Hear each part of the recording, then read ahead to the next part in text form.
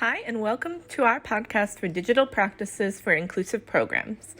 This first podcast will introduce you to the project and the partners. Each partner will share their insights and knowledge on the project and its objectives. First, I'm going to talk with my colleague Emma from Iberica Education Group. Emma, can you please tell me in your words, what is the goal of this project? So the goal of this project is to create a sense of belonging as well as social inclusion for migrants dealing with special needs. Migrants with special needs are coming in with a variety of challenges. They can be something from physical challenges, circumstantial challenges, or psychological challenges.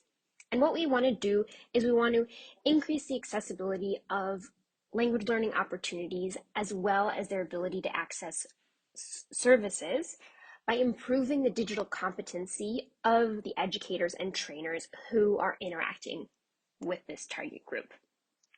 So what we want to do is we want to develop a training course. And this will be a training course that will be directed towards the educators and services working with the migrants.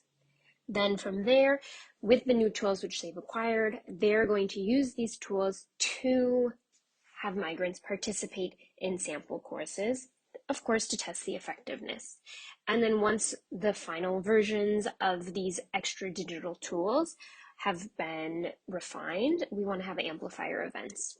Kind of the general end goal is to have an open, interactive platform to promote digital practices for inclusion, the ones which educators, integrations, as well as services can use in order to increase inclusion, employability, and a sense of belonging for these target groups.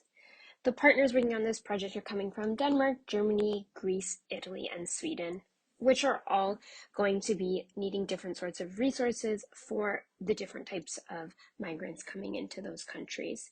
So we're really looking forward to customizing what each country needs to the needs of the people. Thank you, Emma, for taking the time to be with us today. Next up, we have Abdallah from Swedeas in Malmö, Sweden. And Abdallah, can you please let me know who are the target groups of this project? The target groups of this project are mainly two. One, the educators or the advisors, or language teachers, or practitioners working with immigrants and inclusion programs. The other target group are mainly learners coming from immigrant backgrounds who are who need more requirements in the learning process. They can be special needs, they can be people facing some kind of learning difficulties, or by any sort, in a very wide perspective.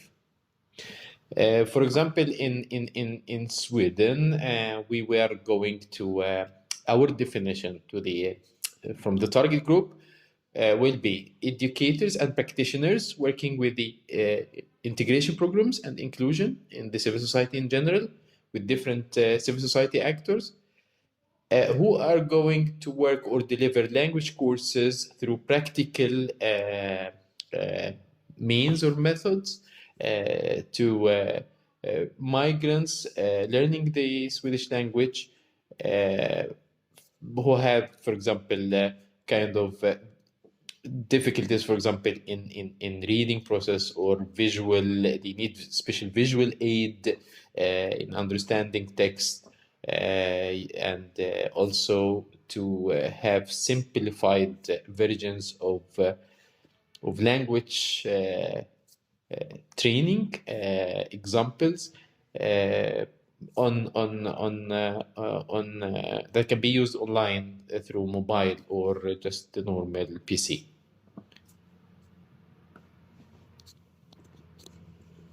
I'm saying it correct.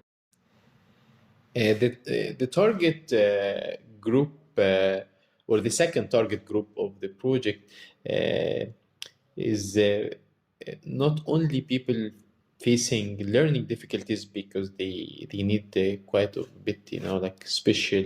They are under the category of special needs or this type. But also there is another type of help or support for people who needs because of structural. There is a need for some kind of structure because maybe their context, their daily life, their socioeconomic context is also challenging for them. So, for example, they need special customized learning times or days. They can't or they are not able to be part of regular classes during the normal working classes and weekdays or times. So we are taking this into consideration and to include this segment as well from the migrants in the project target group. So this is just in general, just to give an idea that we are trying to be very inclusive, also to give the partners the quite of flexibility to include as much as they can from the migrants in their respective countries. Thank you, Abdallah, for that really interesting answer. Next, we have here with us Jeppe from Clavis in Denmark. Jeppe, how would you define special needs in terms of adult education or integration programs? We decided in the start of the project to make a sharp definition of what is migrants with special needs, because if you look at migrants in general, they have all special needs because they are a foreigner in a new country. They have to learn the language, they have to learn the culture, they have to learn everything, all the systems. But we focused on migrants with extra special needs beside the normal ones.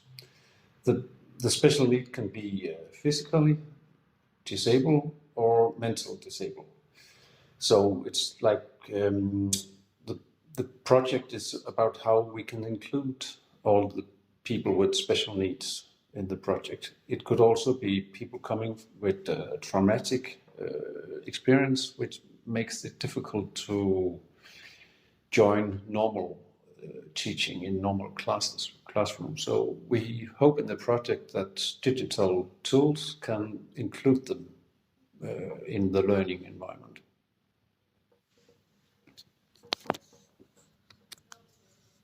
The disability can also be in a social way that makes it difficult to join normal classroom. It can also be cognitive, that you have to learn in another way, maybe more slow and maybe more to repeat thing many times.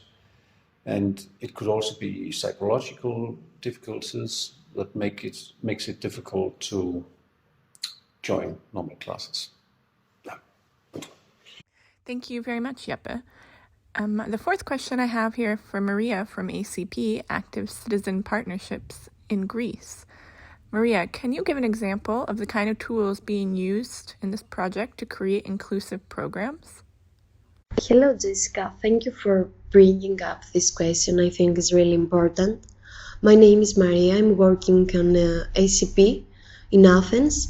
ACP is a non-governmental organization having two offices, one in Sapes and one in Athens in Greece.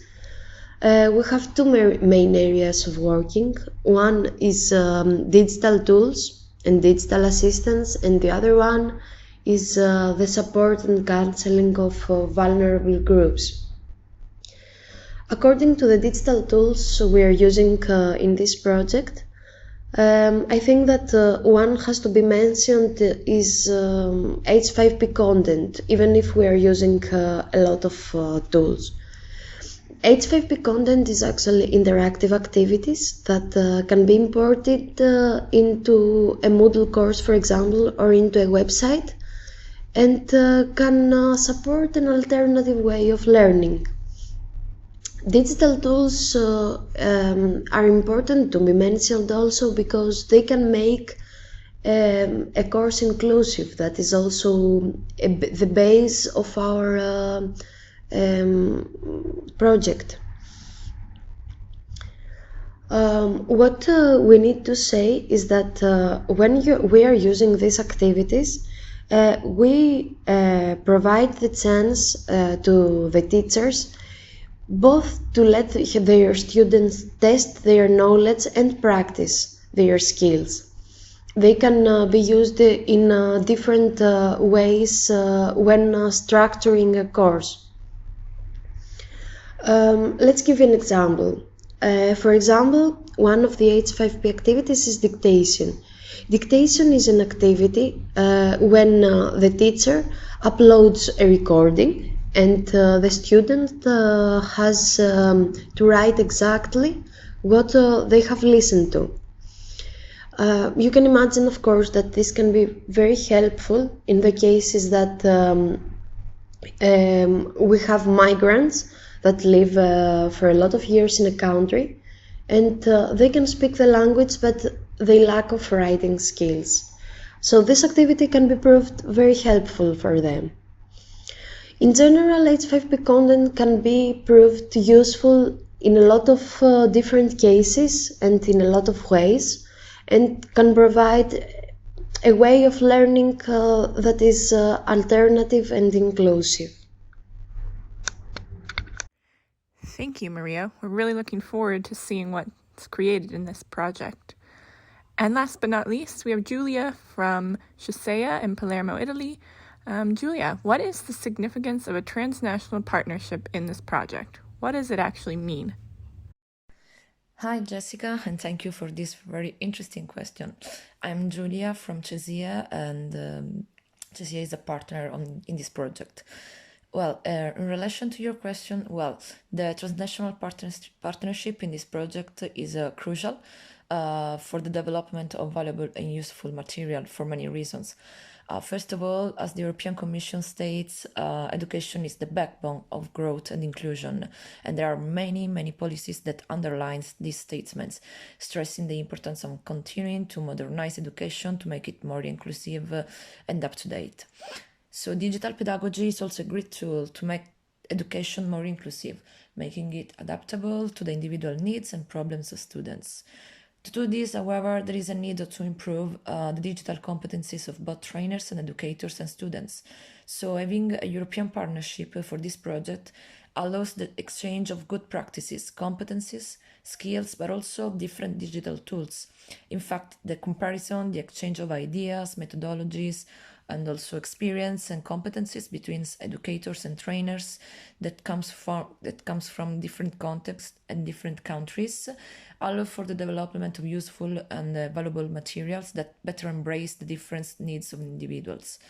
So the international partnership in this project will make us expand the set of tools and competencies we will provide to educators, counselors, and language teachers, and consequently it will give the possibility to those with special needs to continue their education and growth, making education even more inclusive.